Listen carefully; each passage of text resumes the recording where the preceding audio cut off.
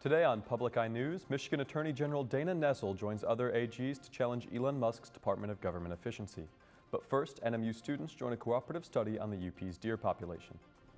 Luke Niddle will have your weather forecast for the next couple days, and later, today's sports breakdown. I'm Aubrey Huddleston. And I'm Gwen Case, and you're watching Public Eye News.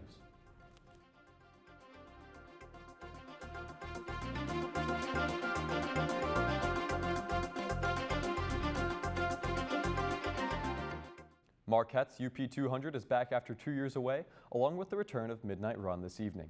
The events bring mushers and sled dogs from across the region to cheer on as we celebrate their first downtown race this year. Marquette will be seeing numerous road closures, with closures on Washington Street yesterday, and today much of downtown will be closed with detour routes through Baraga Avenue, 7th Street, and Buff Street. Pedestrian access is allowed in all street closure areas, and for more information on street closures, the Marquette Police Department's Facebook page includes a list of all road closures and their names. Road closures will remain in effect until 4 a.m. tomorrow morning. Northern Michigan University faculty, graduate students, and alumni are assisting in a research project with the DNR and Keweenaw Bay Indian community called Factors Limiting Moose Population Growth in the Western Upper Peninsula. In addition to traditional DNR winter aerial surveys, the research project will be fitting 20 moose with GPS collars this winter, with additional moose being collared next year. Their goal is to collar 10 females, 5 bulls, and 5 yearlings later this month, as well as gather biological data from the collared moose while they are under anesthesia. The collars will also provide tracking data showing how often they cross the roads and how often they are struck by vehicles while crossing, and whether that differs by sex and age of the moose. The Marquette Police Department has announced the 2025 Citizens Academy. This 6-week-long program will be a sharing and learning opportunity for the Marquette community. Throughout the duration of the program, local police officers will teach enrollees about modern policing. This includes a wide variety of topics such as the history of the Marquette Police Department, active violence training, use of force and de-escalation, canine training, and more. Applications for the program can be found at marquettemi.gov.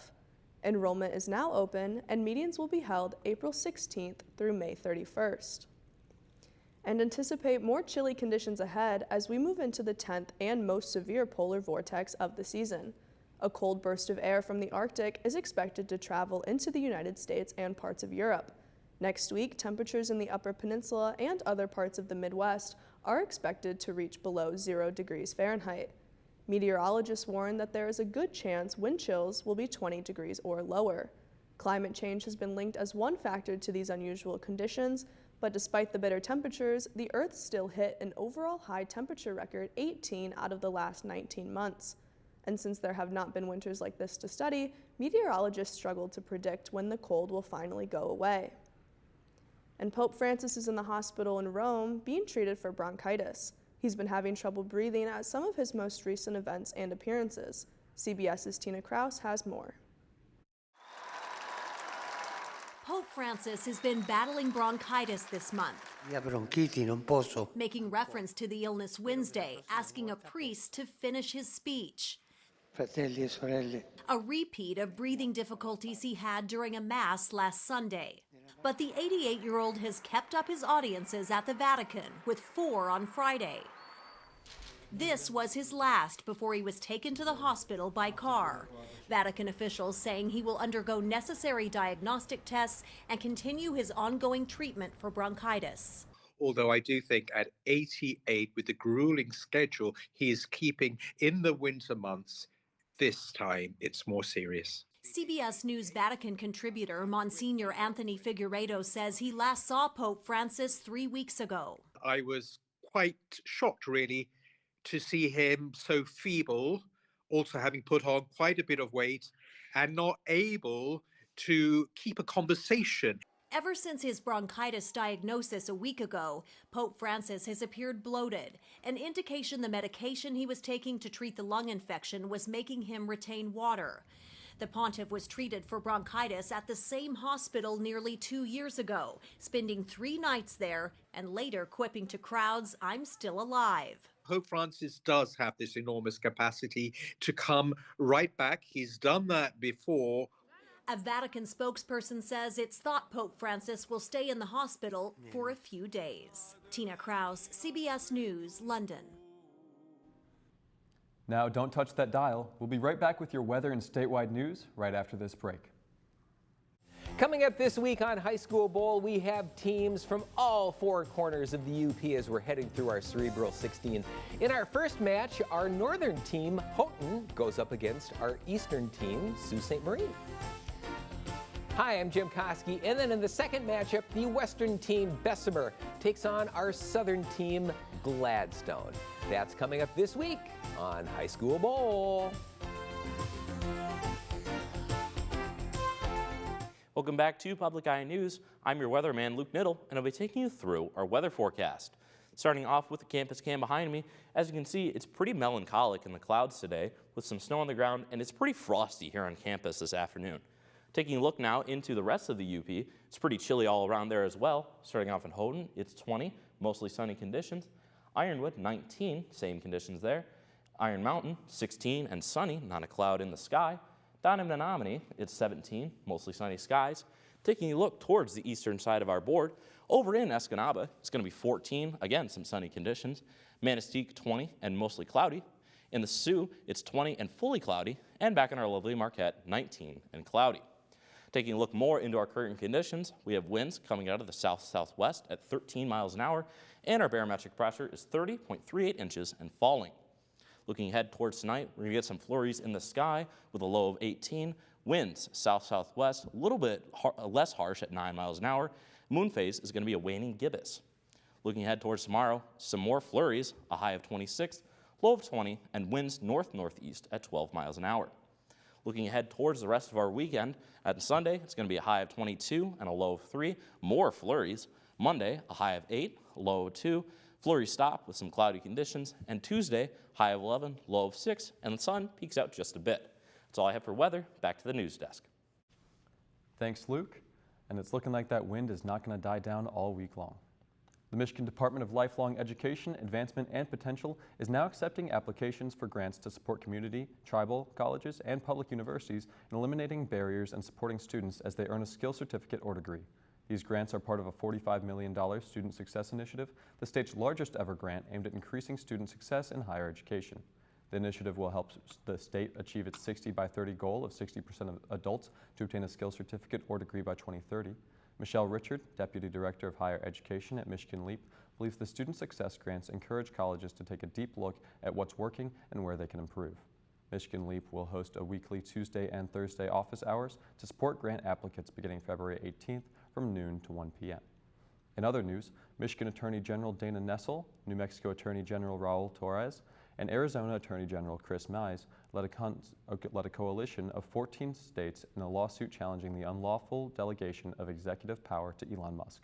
The lawsuit argues that President Donald Trump violated the Appointments Clause of the United States Constitution in creating a new federal department without congressional approval and by granting Musk sweeping powers over the entire federal government without seeking the constitutionally necessary advice and consent of the Senate. The lawsuit highlights how, with Trump's approval, Musk has unraveled federal agencies, accessed sensitive data, and caused widespread disruption for state and local governments, federal employees, and the American people for personal gain. Hundreds of federal workers have received layoff notices, with more expected in the coming days and weeks. Yesterday, Trump's Department of Government Efficiency head, Elon Musk, called for the elimination of entire federal agencies. CBS News' Jared Hill reports from New York.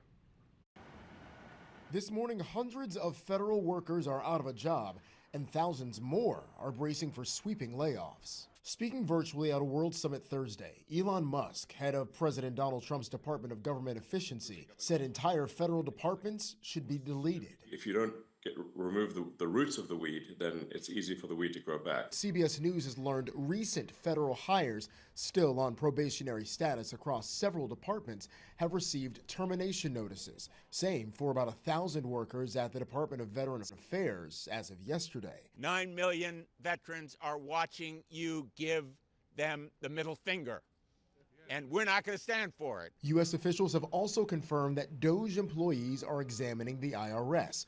Though yesterday President Trump told reporters he doesn't plan to close the agency. Just about everybody's going to be looked at. The president also signed an executive order directing his administration to look at imposing tariffs to match those that other countries put on U.S. goods. Critics warn it could hurt efforts to fight inflation. Prices could go up somewhat short term, but prices will also go down. The president argued those reciprocal tariffs would level the playing field for American workers. Jared Hill, CBS News.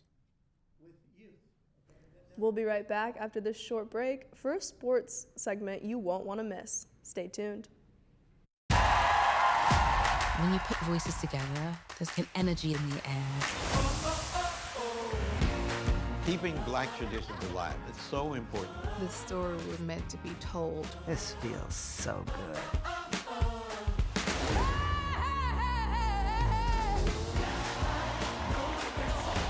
Black people can also have those stories too. All this and more, now streaming on the PBS app. Welcome back to Public Eye Sports. Once again, I'm your host, Luke Niddle, and I'll be taking you through our Valentine's Day breakdown.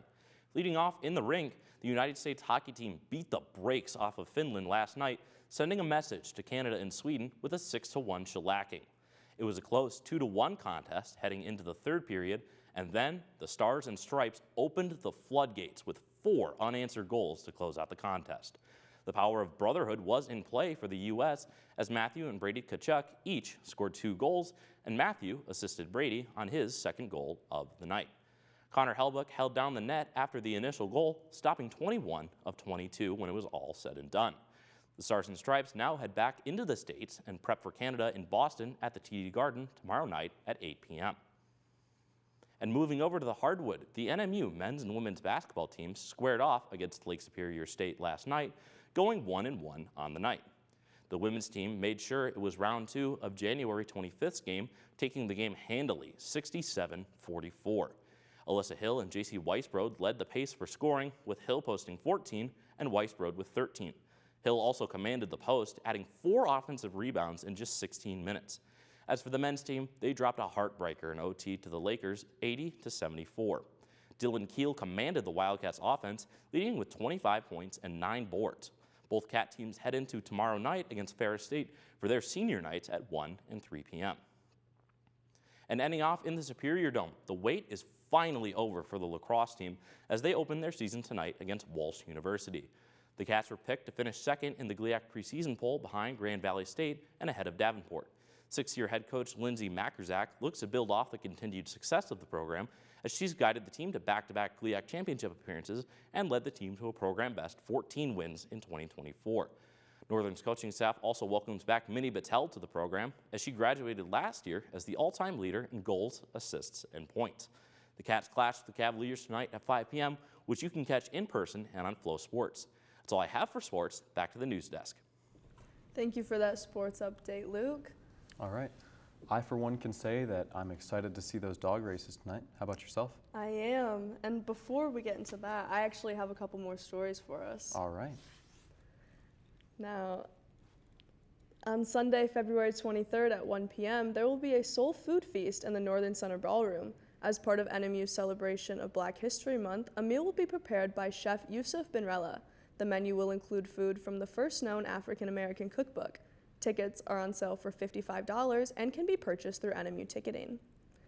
And the Escanaba Public Library plans to host a recital performed by the Esqui Baroque organization. This free event will feature a variety of melodies from the Baroque period, and the recital offers solo or small group pieces performed in a more intimate setting. It will be held tomorrow, February 15th from 1 to 2 p.m. Do you think you'll make it to that? To the Baroque performances? Yeah. I don't think so, but I am very excited for the sled dog races. I can say I am. I think that's us wrapping up, though. I'm Aubrey Huddleston. And I'm Gwen Case. Thank you for watching Public Eye News. We'll catch you next week.